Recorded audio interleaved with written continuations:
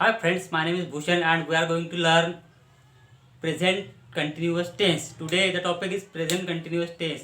So last video we have seen what is the structure of simple present tense and what is the importance of simple present tense in English language. So let's commence the topic present continuous tense.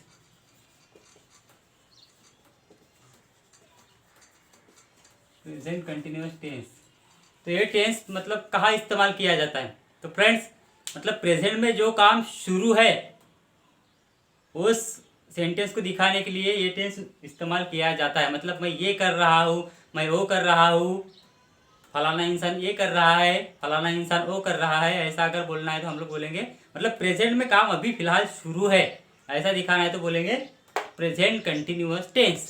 तो इसका rule देखेंगे, तो इसका rule है subject plus एमिजार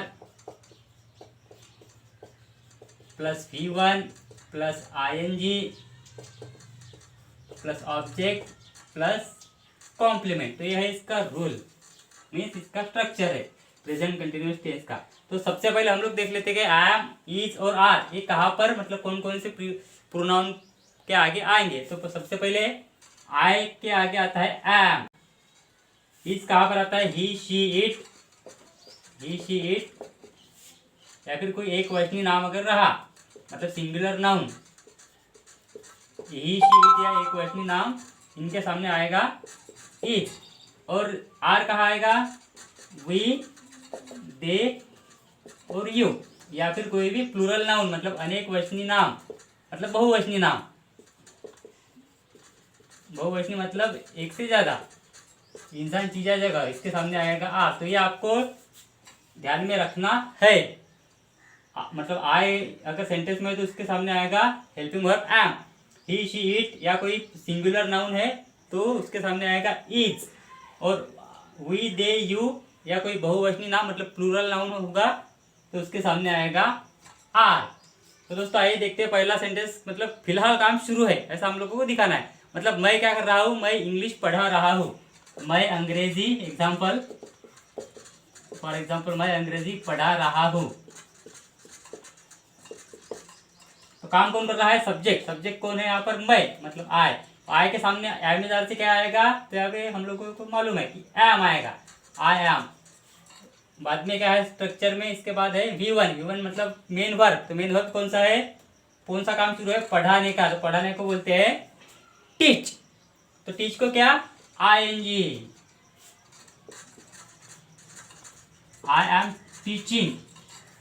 अब उसके बाद में क्या पढ़ रहा हूँ? तो इंग्लिश, अंग्रेजी, English, I am teaching English. अगर ऐसा होता कि मैं क्लास में अंग्रेजी पढ़ा रहा हूँ तो फिर क्लास में मतलब इन द क्लास आता आखिर में आई एम। तो सेंटेंस कैसा होता? I am teaching English in the class. तो इन द क्लास क्या होता है? इन दैट केस कॉम्प्लीमेंट, मतलब ऑब्जेक्ट के बाद जो भी बचे कुछ वर्ड्स होते हैं उन्हें कहा जाता है कॉम्प्लीमेंट। तो फ्रेंड नेक्स्ट वाला एग्जांपल हम लोग लेंगे। सीमा खाना पका रही है, खाना पका रही है, सीमा खाना पका रही है। तो इस सेंटेंस में सबसे पहले क्या है? स्ट्रक्चर वाइज सब्जेक्ट है सीमा, उसके बाद में सीमा क्या है? एक वचनी नाम है मतलब सिंगुलर नाउन। ये यहाँ पर एक वचनी नाम के आगे क्या लगता है? हमेशा इज। ये देखिए एक वचनी नाम के आगे इज, तो सीमा इज। अब मेन काम कौन सा है? V1 मतलब पकाना, पकाना मतलब कुक। तो कुक को हम लोग लगाएंगे ये मेन वर्ब के बाद को डायरेक्टली क्या लगाना है? ING, cooking. बस कुकिंग मतलब ही खाना पकाना। सीमा इज कुकिंग। नेक्स्ट वाला एग्जांपल हम लोग देखेंगे। मैं या फिर वो घर बना रहे हैं या फिर वो घर बांध रहे हैं, वह घर बांध रहे हैं, वह घर बांध रहे हैं। मतलब रहे हैं मतलब बहुत सारे लोग हैं, मतलब दे, मतलब प्रोनाउन आया यहाँ पर दे।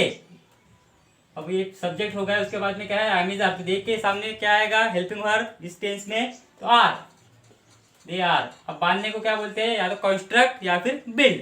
तो हम लोग लेंगे बिल्ड। तो उसको क्या लगाना है हम लोगों को? Am are plus V1 plus ING। तो बिल्ड को क्या लगेगा? ING, मतलब सब्जेक्ट हो गया एम आर में से एक ले लिया आर, मेन वर्ब हो गया बिल्ड, उसको आईएनजी लगा दिया, मतलब दे आर बिल्डिंग। अब क्या, घर, क्या बांध रहे थे, घर, तो फिर building a house, they are building a house. Next वाला टॉपिक, किसान खेत में कुआं खोद रहे हैं। किसान खेत में कुआं खोद रहे हैं। तो यहाँ पर किसान खोद रहे हैं मतलब बहुत सारे किसान हैं। अगर ऐसा सेंटेंस होता किसान खेत में कुआं खोद रहा है तो एक ही किसान होता। तो यहाँ पर किसान मतलब फार्मर्स। फार्मर्स, अब फार्मर्स बहुवचन है, बहुत सारे लोग हैं, तो बहुवचन के लिए क्या इस्तेमाल करना है, आम जार में से आर। एक फार्मर होता तो हम लोग करते इज, लेकिन यहाँ पर बहुत सारे फार्मर्स है, फार्मर को यस लगा दिया मतलब बहुवचन हो गया, तो फार्मर्स बहुवचन है, इस वजह से आर। सब्जेक्ट हो गया, आम जार में से आर हो गया। अब V1 मतलब मेन काम कौन सा शुरू है, खोदने का। खोदने को क्या बोलते हैं, डिग। डिग, तो उसको क्या, हम लोगों को V1 हो गया, उसके बाद में उसको क्या लगाना पड़ेगा, आईएनजी, डिगिंग। अब क्या खोद रहे हैं, कुआं। कुएं को बोलते हैं इंग्लिश में अ वेल।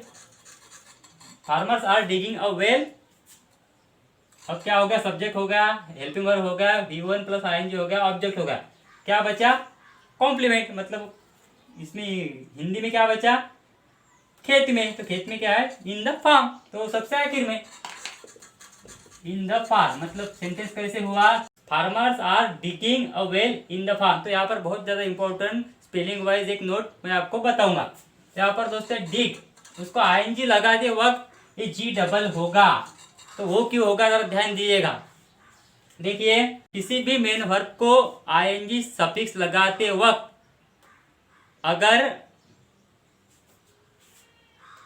दो वॉवेल के बीच में, दो वॉवेल के बीच में क्या आता है, एक कॉन्सोनेंट आता है, ध्यान दीजिएगा।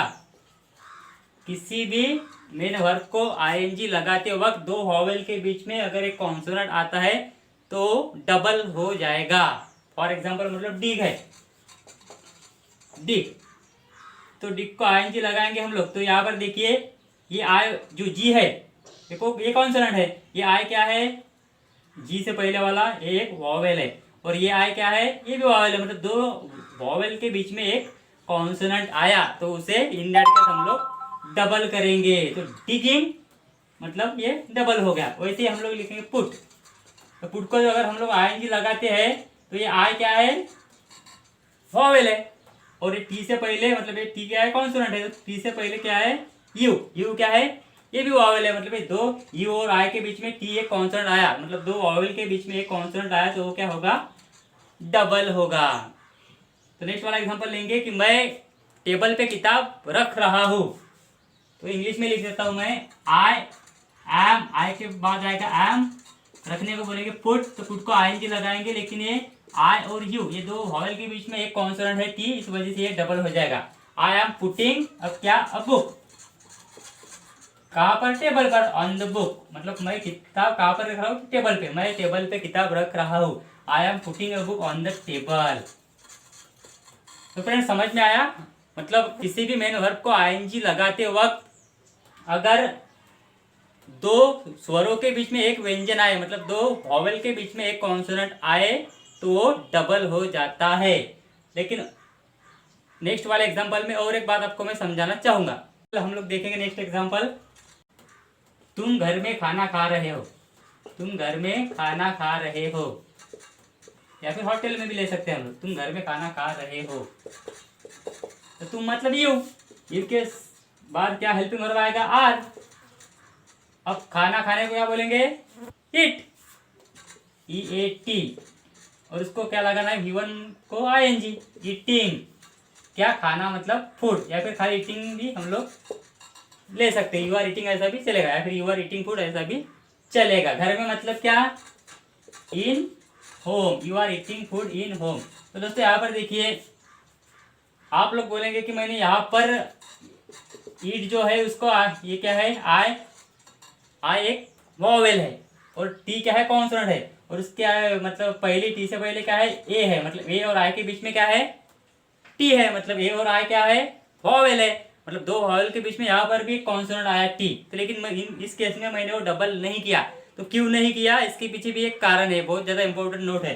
तो क्या है दोस्तों, तो देखिए मैंने आपको पहले ही बताया कि किसी भी दो वॉवेल के बीच में एक कॉन्सोनेंट आए तो वो डबल होगा, लेकिन अगर तीन वॉवेल के बीच में एक कॉन्सोनेंट आए तो वो डबल नहीं होगा। तो यहाँ पर ध्यान दीजिएगा, ई क्या है ईटिंग में, ई एक सॉरी ई एक वॉवेल है, ए क्या है, ए भी एक वॉवेल है, और आई जी कहते हो आई क्या है, आई भी एक वॉवेल है। मतलब एक दो तीन, तीन वॉवेल के बीच में एक कॉन्सोनेंट आया टी।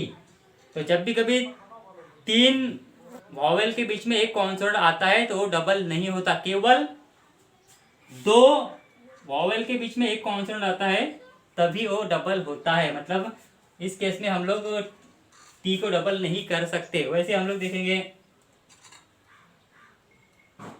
शी इज बीटिंग हर, मतलब वो उसके भाई को मार रही है, तो she is beating her brother, she is beating her brother. तो यहाँ पर भी मैंने टी डबल नहीं किया, तो क्यों नहीं किया आप लोग ध्यान दीजिएगा। ई बीट में क्या है, ई है, ई के बाद ए है, ये दोनों क्या है, वॉवेल है, उसके बाद में टी है कॉन्सोनेंट, और उसके बाद में आई है, ई ए टी आई। तो देखिए ई क्या है, वॉवेल है, ए क्या है, वॉवेल है, आई क्या है, वॉवेल है, और उसके बीच में क्या है, टी। मतलब तीन वॉवेल के बीच में टी आ रहा है, इस वजह से हम लोग उसे डबल नहीं कर सकते। लेकिन दो वॉवेल के बीच में अगर आता कॉन्सोनेंट तो हम लोग उसे डेफिनेटली डबल करते। और आईएनजी लगाते वक्त अगर किसी भी वर्ब के आखिर में ई आता है तो उसे हम लोग रिमूव करते हैं। मतलब मैं या फिर रोशन खत लिख रहा है, रोशन खत लिख रहा है, रोशन खत लिख रहा है, तो यहाँ पर रोशन क्या है, सब्जेक्ट है, तो रोशन एक है, सिंगुलर नाउन है, इस वजह से हम लोगों ने लिया कैमिज आर में से इज, रोशन इज। अब राइट मतलब लिखना, मेन वर्ब क्या है, V1 राइट, तो राइट का स्पेलिंग कैसा है, WRIT। लेकिन मैंने आपको अभी भी बताया कि आखिर में अगर किसी भी वर्ब के, मेन वर्ब के ई आता है तो आईएनजी लगाते वक्त ई रिमूव होता है और डायरेक्ट आईएनजी लगता है। तो यहाँ पर क्या, ING writing a letter, Roshan is writing a letter. तो यहाँ पर टी डबल होगा क्या, तो आप ध्यान दीजिएगा, ये आईएनजी लगाते हो कि ये आई क्या है, वॉवेल है, उसके बाद में ये टी है बीच में, और टी से पहले कौन सा एक अल्फाबेट है, आई, वो भी क्या है, वॉवेल है, मतलब दो आई के बीच में एक टी आता है यहाँ पर। तो आई क्या है, दो आई और आई क्या है, ये आई वॉवेल है, और ये दो वॉवेल के बीच में एक टी कॉन्सोनेंट आ रहा है। तो दो वॉवेल के बीच में कॉन्सोनेंट अगर आए तो हम लोग जो मतलब जो अल्फाबेट कॉन्सोनेंट होता है उसके बीच में आया हुआ उसे डबल करते हैं। तो इन दैट केस हम लोग टी क्या करेंगे, यहाँ पे डबल करेंगे, मतलब रोशन इज राइटिंग अ लेटर। तो ऐसे कोई भी मेन वर्ब हो जिनके आखिर में ई आता है तो उसको हम लोग क्या करते हैं, ई निकाल देते हैं। दो वॉवेल के बीच में अगर कॉन्सोनेंट आए तो हम लोग उसे डबल करते हैं, लेकिन तीन वॉवेल के बीच में एक कॉन्सोनेंट आए तो हम लोग उसे डबल नहीं करते। तो ये बहुत ज़्यादा इंपॉर्टेंट नोट आप ध्यान में रखिएगा। तो फ्रेंड्स, मेरे ख्याल से आपको आज का जो टॉपिक है प्रेजेंट कंटिन्यूअस टेंस का वो समझ में आया होगा। तो अभी तक अगर आपने मेरा चैनल सब्सक्राइब नहीं किया तो please subscribe my channel and press the bell icon. See you in the next video, take care, thank you.